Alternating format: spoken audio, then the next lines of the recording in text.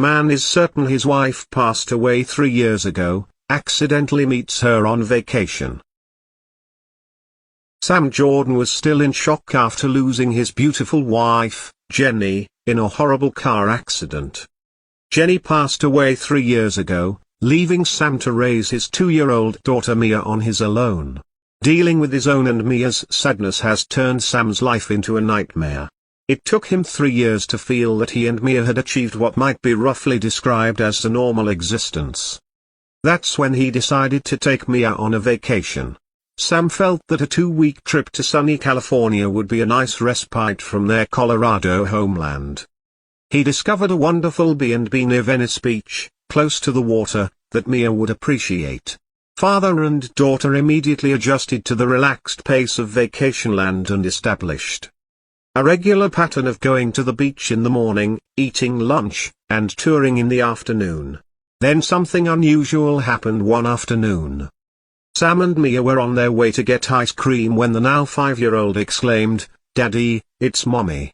And in a flash of a second Mia disappeared into the crowd. Sam dropped the ice cream and began racing after Mia, eventually catching up with her 100 meters away. "You know you can't run away from Daddy," he said, "Mia." "But Daddy, it's Mommy. She's right there," Mia said, panting heavily. And Mia pointed to a pair a bit further along who was looking at some handicrafts. Sam stood up and grasped Mia's little hands in his. "Honey, you know Mommy's gone to heaven." Mia, on the other hand, shook her head obstinately. "No, Daddy, I recognized Mommy from a photo on my wall. It's Mommy." Sam was about to explain that Jenny had left when the woman Mia had mentioned turned around. Sam felt as though the air in his lungs had been knocked out. It was Jenny. Or someone who was her identical twin. Sam rose to his feet and approached the woman, holding Mia's hand in his.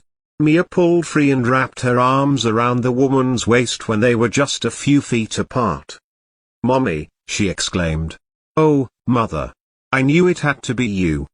The woman frowned as she looked down at Mia, then up at Sam, a perplexed expression on her pretty face. Sam was ready to apologize when the man standing next to her turned around. That was Clive. He hadn't seen his best buddy Clive since Jenny's funeral. "Clive," he sobbed. "Man, you wouldn't believe." But there was something odd since Clive appeared afraid and grasped the arm of the lady who resembled Jenny. "We have to go," he said. Jenny's impersonator appeared astonished. "Sam, what's the matter?" she questioned Clive. Sam? Did she believe Clive was Sam? Sam took a step forward and placed a firm hand on Clive's shoulder. "What's going on, Clive? Who is this lady?" he inquired. The lady who resembled Jenny smiled. "I'm Sam's wife," she introduced herself. "I'm Jenny." Mia, who was still wrapped around the woman's waist, yelled joyously. "You see, Daddy, it is Mommy." "Mommy?" the lady asked, softly stroking Mia's face. "I wish I was. I'd always wanted a young girl, whom I planned to name Mia." "I'm Mia," said the youngster. "And you're my mommy, and that is my daddy." Clive was attempting to wriggle free of Sam's tight grip while looking as scared and pale as possible. "It's not what you think," he said. "I didn't plan it, it just happened." "What happened?" Sam inquired. "After the accident, you know the car was so burned. We had the funeral," Clive stated. "Then one night I was watching a late-night missing persons show and they showed a photo of a woman who'd been found. It was Jenny.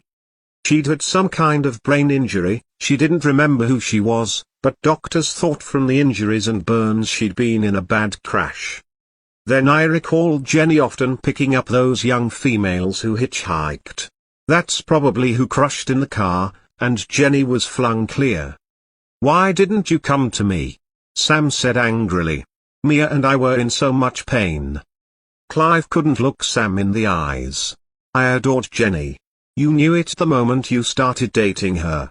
You stole her away from me, therefore I took her back." Jenny sat there in stunned stillness. You told me you were my husband," she said. "You said my dreams about having a baby girl were fictitious, you lie to me." Clive was shuddering from her rage, so Sam quietly dialed 911 and alerted the cops. Later, he sat down with Jenny and Mia and began sifting through the shambles that one man's obsession had created in their lives. Sam told Mia that Mommy would most likely take a long time to remember everything, and he advised Jenny to be patient as well. Jenny only grinned. Throughout these 3 years, I had the uneasy feeling that something was wrong. Sam, I mean Clive, told me I loved him, that he was my husband, but something wasn't right. She grasped Sam and Mia's hands. It feels like the world is finally getting back on track. And it did, bit by bit.